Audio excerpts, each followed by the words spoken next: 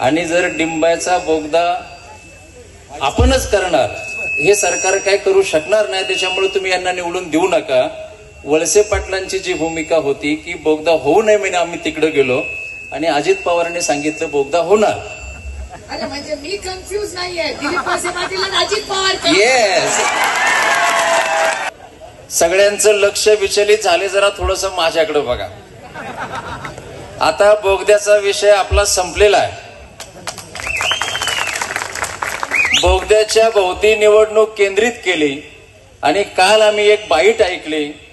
ताई दादांची एक बाईट होती की मी डिंबे धरणावरून आलो, मी पिंपळजोगा धरणावरून आलो. आम्हाला तर धरणावर आल्यामुळे घाम फुटला,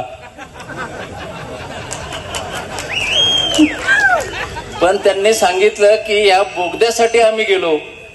पण श्रीगोंद्याला त्यांचं काल भाषण होतं, त्यांनी सांगितलं की हा आपल्याला बोगदा करायचा आहे आणि हा बोगदा हे सरकार जर आलं तर होणार नाही, केंद्र काय यांचं ऐकणार नाही. त्यामुळं त्यांनी त्यांची भूमिका स्पष्ट केली आणि वळसे पाटलांनी सांगितलं की मी बोगद्यासाठी, बोगदा होऊ नये यासाठी मी पक्ष बदलला. ते आता तोंडावर पडले. माझ्या स्वतःला समजण्यासाठी तुम्हाला प्रश्न विचारला, तुम्ही मला कन्फ्यूज करताय. बोगदा हवाय का नकोय? बोगदा नको आहे.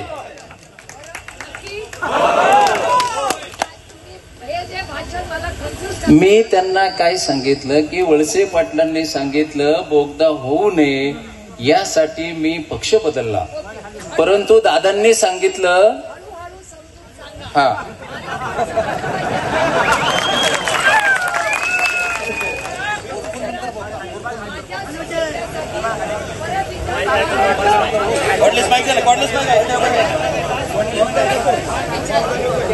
ऐका ताईंना कॉर्डलेस माईक द्या.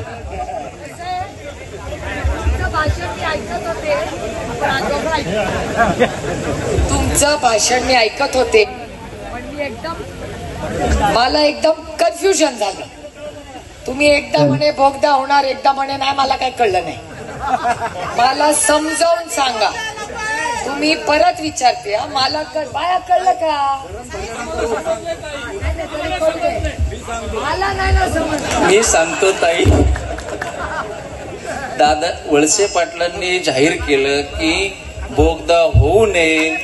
एक मिनिट. आणि डिंब्याचं दिलीप वळसे पाटील म्हणतात की आम्हाला बोगदा नको, बरोबर? हा, आणि बोगदा होणार आणि तो होऊ नये म्हणून मी पक्ष बदलला. ओके, इथपर्यंत मला समजलं. आता हळूहळू समजा. आणि पुढे काल सन्माननीय दादांनी सांगितलं, दादा म्हणजे अजित पवार. हो, मी डिंबे धरणावरून गेलो. मी डिंबे धरणावर गेलो. मी जरा लांब उभी राहते. मी डिंबे धरणावरून गेलो, मी पिंपळगाव जोगा धरणावरून गेलो. त्यावेळी आम्हाला जरा घाम फुटला आणि तिकडे जाऊन त्यांनी सांगितलं की हा बोगदा होणार. श्रीगोंद्याला काल त्यांनी भाषणामध्ये सांगितलं. येस, ते म्हणाले की डिंब्याचा बोगदा, आणि जर डिंबाचा बोगदा आपणच करणार, हे सरकार काय करू शकणार नाही, त्याच्यामुळे तुम्ही यांना निवडून देऊ नका.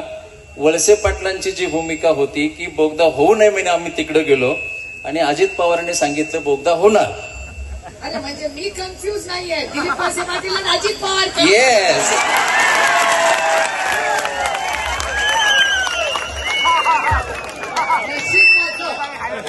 माझ्या बिचाऱ्या मतदारांना वाटलं असतं कसली खासदार निवडून दिले एवढं समजत नाही.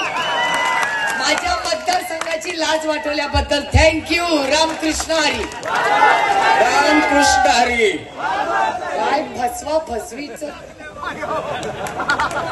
बापरे, मला आणि ताई पुढे जाऊन आम्हाला असं सांगायचंय, घाबरले ना. डिंब्याचा बोगदा नव्हे तर यांच्या